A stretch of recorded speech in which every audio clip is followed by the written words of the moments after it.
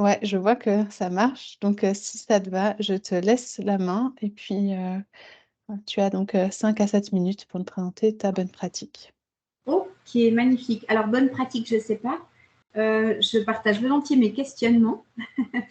Donc, voilà, on a déménagé tout récemment et puis j'ai voulu saisir cette opportunité pour changer non seulement de locaux, mais aussi de pratique. Donc, j'aimerais vous parler de l'impact sur le fonctionnement et le pilotage de Diabetvo de bureau partagé. Donc, très rapidement, Diabetvo, on est une petite association de patients qui s'occupe évidemment d'améliorer la qualité de vie, l'accès aux soins, l'intérêt des patients. Et puis, on a connu une expansion rapide et récente de nos activités et une professionnalisation, puisque l'équipe infirmière a doublé en quelques années, en 2 ans, et puis qu'on est passé de 6 à 12 personnes en 4 ans, avec un changement de direction, professionnalisation des soins, etc. Et puis, comme beaucoup de ces associations, on fait face à une difficulté à équilibrer nos comptes et un déficit structurel relativement important. Donc, autour de ce déménagement, je me suis fixé des objectifs qui étaient de réduire les frais fixes, évidemment avec le loyer, rentabiliser l'espace et les infrastructures, mais en gardant une bonne qualité pour d'ergonomie et de travail, mais aussi pour les prestations. Et puis, comme dans beaucoup de cas pour les organisations dans le domaine de la santé, essayer de limiter le turnover et l'absentéisme en renforçant coopération, autonomie, ces éléments-là d'agilité. Donc, on partait d'infrastructures avec des espaces principalement dédiés, et des infrastructures aussi, je pense surtout aux outils informatiques dédiés. Et puis, on travaille principalement en présentiel. Donc, voilà les locaux. Avant, on avait beaucoup de surface, 175 mètres carrés avec beaucoup d'espaces vides, des salles de soins dédiées, mais aussi des salles consultation, bureau de direction, gestion de projet qui étaient attribuées avec des espaces bloqués malgré des temps partiels principalement. Et puis beaucoup d'ordinateurs fixes. Si jamais, Léonie, on voit pas le défilé de tes slides, je sais pas si c'est normal? Ah, c'est très ennuyeux ça. Ouais, il faut peut-être que tu cliques sur la gauche parce que je vois qu'ils sont pas c'est pas en mode présentation, en fait. Mmh.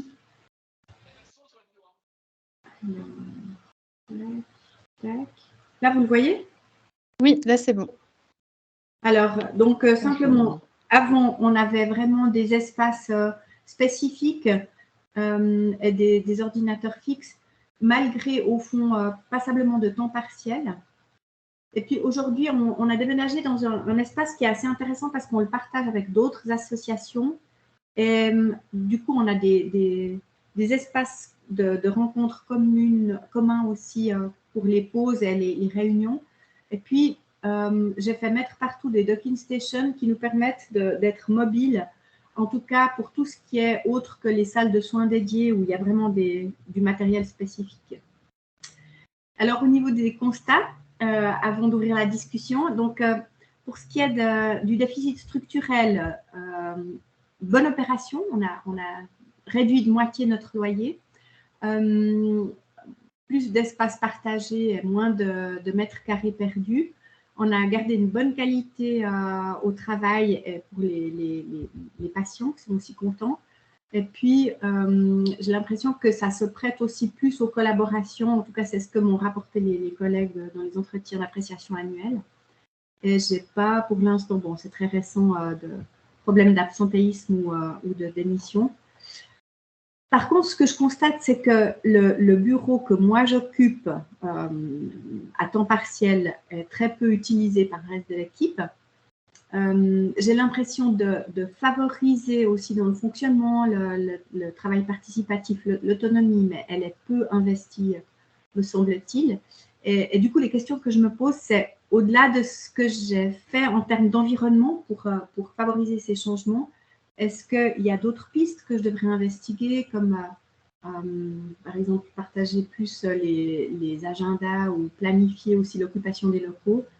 Est-ce que vous avez aussi peut-être des recommandations par rapport à ma progression vers une structure plus agile, en tout cas au niveau de l'organisation?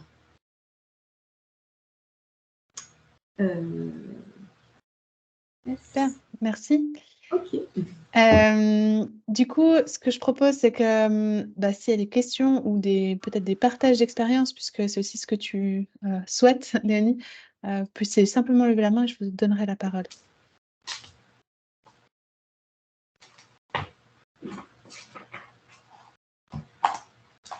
Oui, alors Nicolas.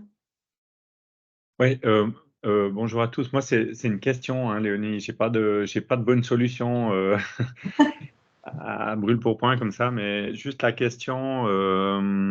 Tu parlais d'échange, donc c'est un plateau ouvert avec d'autres sociétés ou d'autres personnes. Comment ça s'est passé, ça, ce mariage-là? C'est-à-dire, est-ce que tu as activement recherché des espaces où il y avait des personnes qui avaient des préoccupations similaires ou des domaines d'activité similaires? Est-ce que c'est arrivé par hasard? Est-ce qu'il y a des échanges? Est-ce que ça vous enrichit? Enfin, voilà, toutes ces questions-là. Alors, c'est une opportunité qui s'est présentée chez un partenaire qui est aussi association de patients. Et puis, on a formalisé un certain nombre de rencontres. Et puis, moi, j'encourage aussi les échanges informels. C'est vrai que c'est vraiment très, très riche aussi de tout à coup de côtoyer d'autres fonctionnements et des questionnements complémentaires et voilà, une vie partagée sur ces espaces communs, entre autres la cafétéria, qui est un lieu essentiel. Donc, c'est vrai que c'est une opportunité qu'on a vraiment réfléchi à utiliser. Ok, excellent. Ça répond à la question. Est-ce qu'il y aurait une autre question? Oui, alors Paul. Bonjour. Moi, j'ai une question sur est-ce que au niveau des locaux, les infirmières, elles travaillent sur site ou elles sont plus à l'extérieur? Parce que du coup, je me suis dit, bah là, si le bureau il est peu utilisé, est-ce qu'il y aurait ce qu'on fait là, des rencontres virtuelles qui peuvent être mises en place dans le sens où des fois, la qualité, elle reste bonne. Oui, alors c'est vraiment du présentiel. Sur Diabète Vaud, on n'a pas de soins à domicile sur les temps de présence planifiés. Elles ont de l'activité à domicile, mais elles sont aussi toutes en partie présentes dans les locaux. Et puis, donc, il y a des soins de pied avec évidemment des espaces dédiés parce que ça demande une infrastructure, mais elles font aussi de la consultation de suivi du diabète. Et puis là, tout est aménagé dans mon bureau pour que ce soit possible. Merci. Ça répond à la question? Ouais. Oui, tout à fait. Et puis, on a Séverine. Bonjour tout le monde. Léonie, une petite question. Comment vous managez, comment vous gérez tout ce qui est confidentialité? Est-ce que du coup, comme c'est un espace partagé, vous avez fait une charte? Comment vous faites? Alors, on a un dossier informatisé pour les patients et puis un système géré par la FHVI, la Fédération des hôpitaux vaudois, donc avec tout un système serveur et flux sécurisé pour la protection des données. Et puis, j'avais consulté aussi la déléguée de la protection des données. Donc, on a aussi sécurisé tout ce qui est flux papier, donc avec un destructeur et puis le système de destruction sécurisé. Après, par rapport à la confidentialité, dans nos locaux, c'est-à-dire qu'on a des espaces fermés chaque fois qui peuvent être dédiés aux consultations. D'accord, donc vous le gérez en espace fermé du coup, hein, vous ne restez pas sur le plateau. C'était plus ça ma question, comme on est un plateau ouvert, si vous avez des données sensibles ou confidentielles liées à un patient, ça vous le gérez du coup sur des choses plus fermées. D'accord. Et d'ailleurs, une des choses qu'on a travaillé il y a 2 ans avec la charte de collaboration avec les infirmières, c'était parce qu'on se rend compte que, comme beaucoup de lieux de soins, au fond, on évite dans des pratiques qui sont un peu contraires à la protection des données, mais pas de manière intentionnelle, simplement par manque d'attention. Et donc, on s'est donné cette vigilance entre nous de pouvoir se faire la remarque les uns aux autres. Attention là, avec ton écran, tu es en train de compromettre la confidentialité par rapport à la vision que la personne peut avoir des dossiers, des noms des autres personnes, etc. Du coup, vous avez pensé à un visual management avec un petit panneau où vous utilisez les fonctions qu'on peut avoir sur les ordinateurs maintenant ou écran confidentiel qu'on ne voit pas de côté. Comment vous avez fait en pratique? L'agencement des locaux. L'agencement des locaux et puis le fait de veiller à ce que les personnes externes ne soient jamais en contact avec ces informations-là. Ok, merci beaucoup. Merci, on a Neil encore. Oui, bonjour tout le monde. Ma curiosité se porte sur, en fait, globalement, comment s'organise la conversation en interne autour de l'usage des locaux et de toute la technique autour du travail. Donc concrètement, voilà, où est-ce que vous en parlez, avec qui, quand, avec quelle fréquence, que ce soit en amont du déménagement ou bien maintenant que vous êtes dans les locaux pour les optimisations possibles? On en a parlé en amont. Donc, moi, j'ai des colloques d'équipe qui réunissent tout le monde avec des échanges vraiment participatifs sur ces questions, y compris d'organisation.